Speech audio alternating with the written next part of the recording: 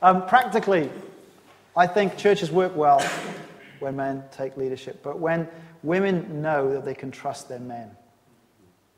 So actually, women do not like being ruled by a dictator husband or a dictator pastor or a dictator elders.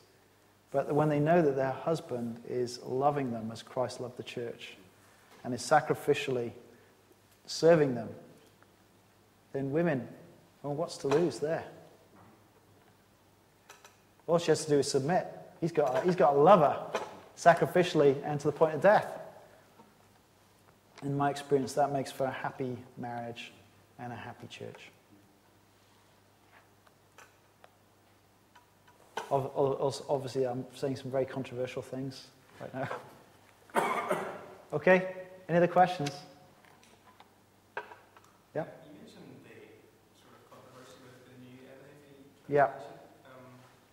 What would be your advice for those of us thinking about maybe having to change from the older NIV? You need to think about it.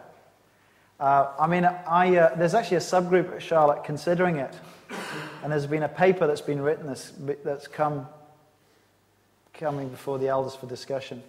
I bought a copy at a conference last summer, and I've been reading it for 6 to 8 months. And in some ways, it's a lot better than the old NIV. It's an improvement.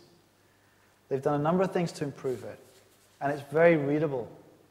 And people will get saved if they read it. They'll be wise for salvation through faith in Christ Jesus. So it's not the end of the world if people use it.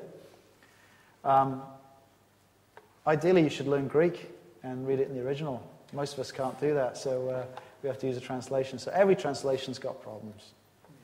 The thing that ticked me off was when I was discipling a guy who came to see me and been engaging in a sexual relationship outside marriage, and we're talking just that through together, and it was like the 4th visit, and he was also being very indecisive about a number of areas in his life, and he's in his mid-30s.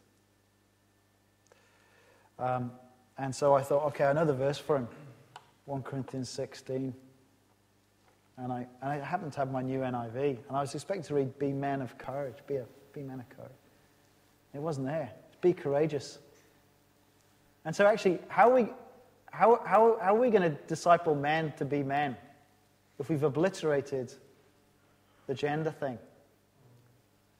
It's going to be harder, is my point. So there's a Greek word, anthropos, which means man and woman. It means humankind, mankind. And I've got no problem about translating that in a way that sort of shows it's men and women. That's fair enough. But when you've got a male term, which is specifically a male term, to obliterate that because of PC. All those verses about the Egyptian army becoming like women and stuff like that, do you think that's in the new NIV? It's not. It's not. It's all gone. So I have concerns about that. But we as the elders have not fully discussed that. So what I've started reading, because I like the ESV, but it's getting a lot of criticism for not being very readable and being a bit awkward in places. So I've started reading the Holman Bible, which I'm finding actually really enjoying. It keeps the male specific terms male. It's more readable, perhaps, than the ESV.